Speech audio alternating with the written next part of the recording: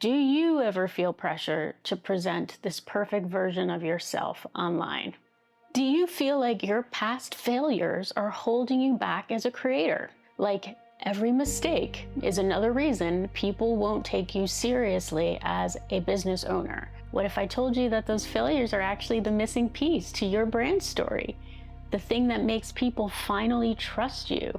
That is what we're breaking down today. How to transform your setbacks into a story that grows your business. Hi, I'm Daryn, a Writers Guild award-winning creator and producer who is also a big, huge failure. That's right, because I was so afraid of being a personal brand that I helped all of these other companies grow their brands while neglecting my own. Maybe you felt that too, that you're always helping everyone else, but you're struggling to fit your own dreams in. Because my dream when I started on YouTube 15 years ago was to build a digital TV network for women creators. But did I do that? No. Am I trying to get there by returning to YouTube in my 40s? Yes. But you know what? This struggle to rebuild made me really understand why certain content connects. So it's working itself out. Most people hide behind their biggest failures, but if you are building a brand, that is a big mistake. As business owners, we often think we have to present this perfect version of ourselves and our businesses for people to trust us. But the truth is these imperfections and life's messiness is what makes you human, and it's what your audience truly connects to. If your views and sales are going nowhere, it could be because your viewers simply don't trust you or relate to you yet. Now, that doesn't mean you have to get rid of all of your personal boundaries and turn your life into the Truman Show to build a profitable personal brand. I am personally a very private person. I would hate that. Maybe you would too. And now you're struggling with who you're supposed to be as a creator who has this knowledge and this experience that you absolutely can monetize, but you struggle with how to be vulnerable enough to get people to connect to you. Well, you're in the right place because I'm going to give you a framework. But first, I want you to imagine your favorite hero, whether it's a real life one or a fictional one, it doesn't matter.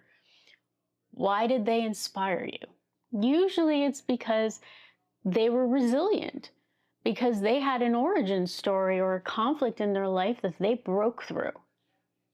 I know when I saw the movie Joy with Jennifer Lawrence, I felt it on a multitude of levels. I know that when I watch a YouTube creator share their struggles instead of how they got 1 million views in a minute, I suddenly want to subscribe. So how can you share your story without oversharing, without sounding like you're dwelling on the past, or thinking only about yourself?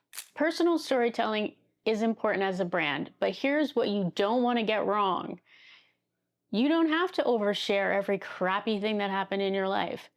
In a good movie, we don't know every single thing about that character. We know the things that clarify the character's motivation and push the story along. Think about the conflict that made you connect to that hero in your life. There was a reason that they told you that particular story.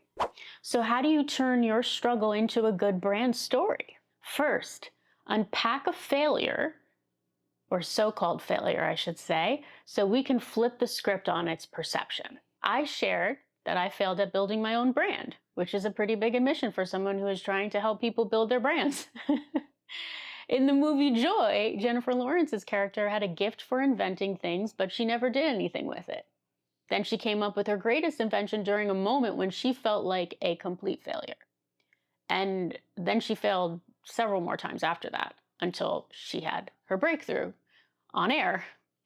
So when she starts talking about why she created this miracle mop, because as a mom, it was the only thing that worked for her, we care about a mop. In fact, in that movie, there's actually no love interest. There's just a mop. But we want her to sell the crap out of that mop because it makes us believe that even though we personally have failed many times, that there is this possibility that we're going to get it right, like her. And that is what your viewer is probably feeling when they watch your videos. They feel like they're failing at something in their life, and they have to believe that you can help them get it right. And it helps if you've been through what they've been through. Before I get into the next step, I do want to mention that if you need help finding these stories from your life so you can build a story like Joy, I have a free storytelling workbook, which has 16 prompts in it to help you mind through your life for these powerful stories, and I will drop that in my video description. Next, identify the lessons you learned, even if it was painful in the moment. I did that by sharing that I realized the importance of helping yourself in the same way that you help others, because I don't really think about myself, I think about others. Now, you may relate to that lesson if you share the same personality trait, if you're the problem solver archetype, for those of you who have watched that video. But it sets stakes. Always ask, what was really at stake for me? Because stakes are essential in a good story. Next, share how that setback created a unique skill or perspective that you now possess. I shared that by being forced to rebuild my brand in my 40s, and having it be a struggle on top of that gave me content skills that I wouldn't have had otherwise, therefore making me better at what I do. It also made me remember my motivation. In the movie Joy, she drops a wine bottle on the ground during some insane family fight. She's got a really crazy family, and she realizes the mop that she has is not going to work to clean it up. So she invents a new one. Now, here is the most important piece to make this story work for YouTube. Figure out how this story can help somebody else. When your mom or your grandma or your mentor or some YouTuber told you this very vulnerable story, what were they trying to help you solve? What problem is your viewer dealing with in their life that this story of how you dealt with this obstacle in your life helps them solve? When you make your video, their problem is the hook. And your promise is, boy, do I have a story that's going to help you with that. But it doesn't stop there. That works if you're making a video like I'm doing right now, but you can also incorporate this into your overall brand backstory, because the most powerful branding tool that you have as a creator is your backstory. To develop your backstory, think about 4 things. The catalyst, what was the spark, the moment in your life that you realized you needed to change. For Joy, it was when her family's fighting escalated and she felt like she was drowning. The conflict, what was the struggle, the tension, the challenge that you had to overcome? For Joy, it was getting people to believe in her product, even though she had no track record of success. The transformation, what did you change? What is the big shift? For Joy, it was owning her personal power and not having her family determine her decisions. If you're not getting the theme here, she had a really messed up family in that movie. The purpose.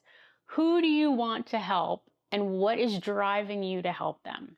For Joy, at the end of the movie, she wants to help working mothers like her become successful inventors and entrepreneurs like she was able to do. Then if you really want to win as a personal brand, you reframe that backstory into this format. Before I started my niche, my mission, my channel, any of those, this is your conflict, I was burnt out, I was out of shape, I was unhappy.